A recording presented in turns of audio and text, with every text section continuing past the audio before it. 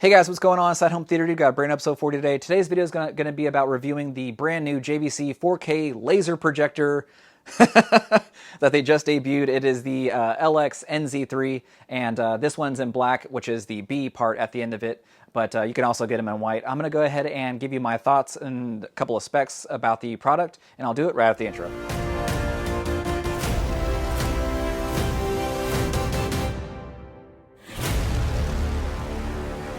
So a couple quick specs about the NZ3. So with this one, it comes in black and white, which means the B and the W designations at the end.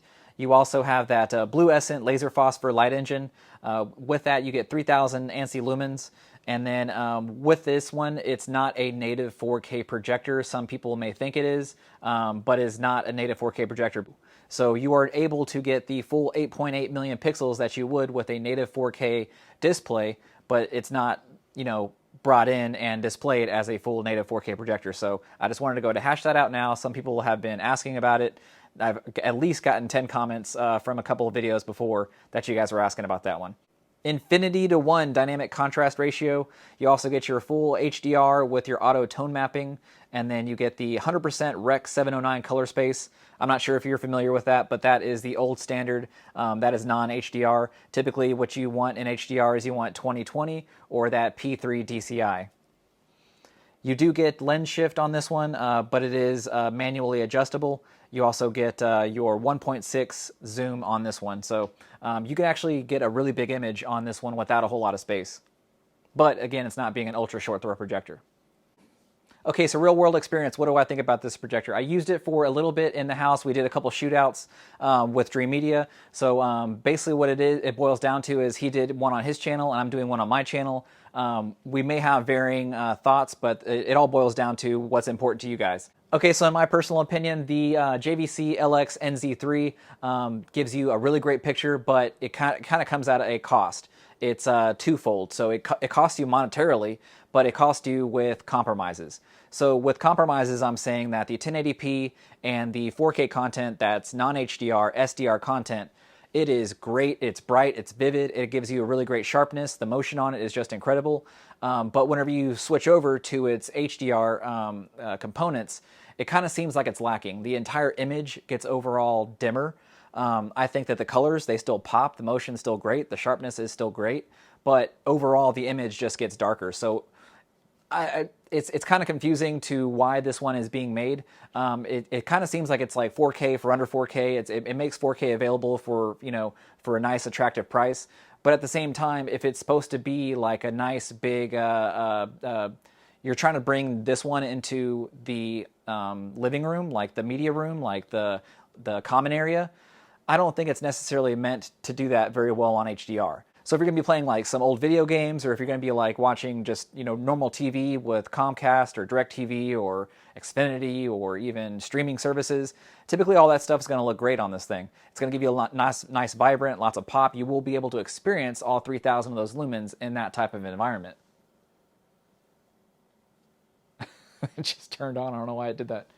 Okay, so what do I like about it? So with this one, you get great color pop on it, and you also get really great sharpness, as well as a decent amount of spectral highlights detail on it. So what that means is spectral highlights are those really bright parts, typically like whenever a sun eclipses over a mountain or something, and then maybe like a flashlight flashing right over the screen. Just those really quick parts that aren't necessarily the entire screen itself. It really pops out and it really grabs your attention. So I think this one does that very, very well. And I really, really, really enjoy the accurate color representation on this projector on specific spots. So overall image, I could think that it could be improved. So what don't I like about it? So it's kind of noisy. I haven't noticed much heat come out of it, but it is a little noisier than I'm used to.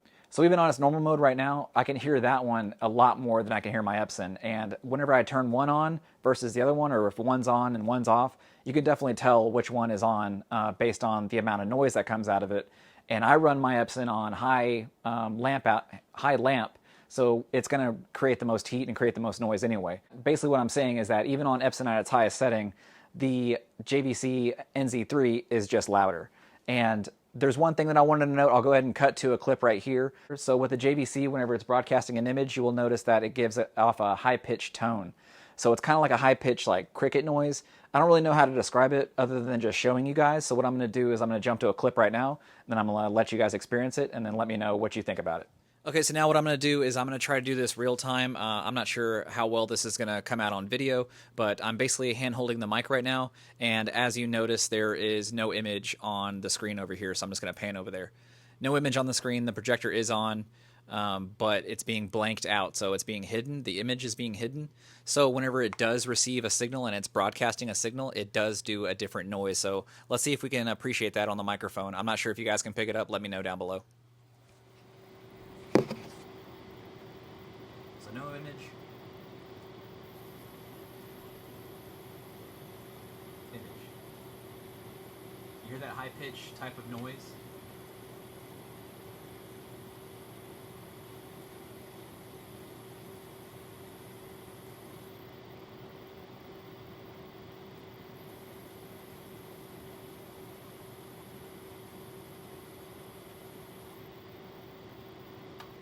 Okay, so now that you heard the noise, it isn't just having your ear right up against the actual projector itself. It's noticeable if you're just, laying around the room, just hanging out. You'll know whenever it's on and it's broadcasting an image because it does do that, little noise. So that's just one thing to note. I don't think it's that big of a deal, but it's just with these reviews, I like to be as forward as possible so that you guys know exactly what you're getting into. So again, with the comparison I did, I showed you guys images of the Epson 6050, which is a 3 LCD type of design, and this one is a DLP design, so that one's different as well. So you have to take into consideration whenever you're comparing one to the other, it's not necessarily apples to apples or apples to oranges. With this one, I would say it is an amazing DLP projector.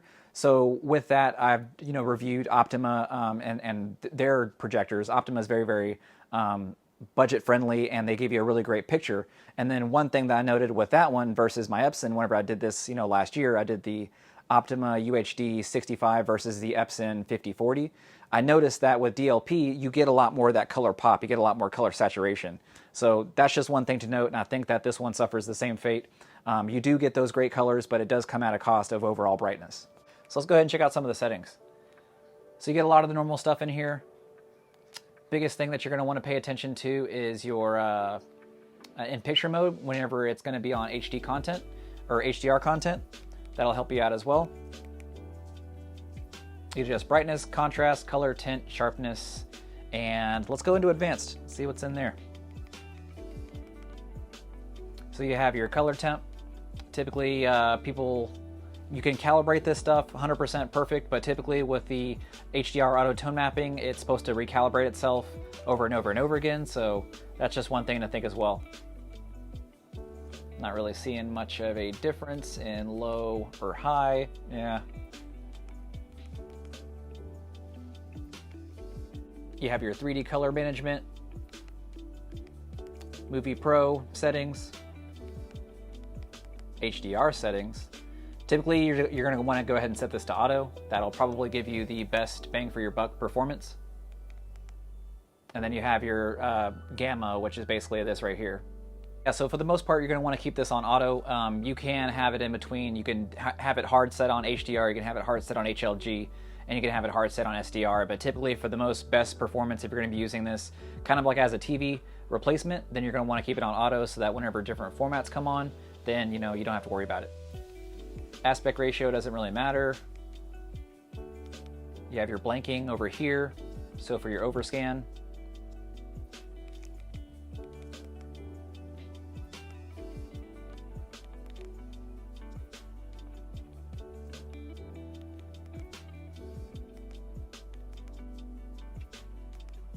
Okay, so one thing I will note is that with that high-pitched noise I was talking about, I had it on variable high. So if you do have it on variable high, whenever it is displaying an image, you will get that high-pitched noise. If it bothers you, it may not. You just come in here and then change it to any one of these, and then you won't have that super high-pitched noise anymore. So let's talk about the remote. Very, very simple design. It's different than the RS1000, 2000, and 3000, but then again, it serves a different purpose. This is a lower tier, so you get a different remote. So with this one, you have your light up top. Very, very simple. I showed you guys that before. You also have your choice of input, power on, and then you have natural, cinema, and dynamic. These aren't available to use if you're broadcasting a 4K HDR image. so you can't choose in between the fly on those. You have your user 1 and 2, and you can change your gamma. Obviously, you can't do it with your 4K HDR content. As you can see up at the top here, boop, whenever I press it, not available. And then you have your choice of contrast and brightness. You can control both of those with the press of a button. Doesn't matter whatever content you're streaming. So there you go. Last thing I will note is that over here you have your test pattern, which is going to be crucial for you to set up your projector with your screen and not have a keystone. And then over here, you can just hide the image if you ever need to. You can just turn it off. This is what's called blanking. It just blanks the image, and then whenever you need it to come back on, just press the button. About 2 seconds later, the image is back on. There you go. Okay, so last thing I'm going to talk about is this is a laser projector. So if you do have kids, this is a class 2 laser, so it's no different than the ones that you shine around on the ground for cats to play with. I wouldn't necessarily stare into it for long periods of time, and you know, it's just something for your health. But usually these laser projectors are a short throw, but typically this one is considered safe. So if you want to have this in your home theater environment or your living room environment, that's just something to note. I freak out every single time it gets in my eye because I just don't like lasers being shown in my, or shun him. I just don't like lasers being flashed at me, so that's just one thing to note. But this is the overall picture quality that you will expect. All the lights are on in the room right now, and I even have my studio lights on to light my face as I'm talking to you guys. So this is what to expect with all the lights on. So it gives you a pretty incredible image. And this is a 4K IMAX enhanced demo disc. So that's the picture basically to expect. So let's go ahead and wrap this video up. Well, all right, guys, I think that concludes my review of the brand new JVC 4K laser projector that just came out. This thing came out about a couple weeks ago, and you guys have been asking about it ever since I posted that video. So I wanted to go ahead and rush this one out as quick as possible so that you guys can understand and appreciate the benefits, the pros, the cons, you know, what it's like to live with this thing. So I've had this thing in the house for a couple days now, got to experience, you know, its characteristics, its little quirks, and I've got to compare it against a couple of other things as well. But I think that's it, guys. I hope you like the content. I hope you like the review. Hope to help you out making, you know, any decisions that you were trying to make. Again, big shout out to Dream Media for actually making this possible. They actually allowed the JVC to be left at the house. Well, all right, guys, I'm gonna go in this video here. Make sure you like, favorite, share, and subscribe, and I'll catch you on the next one.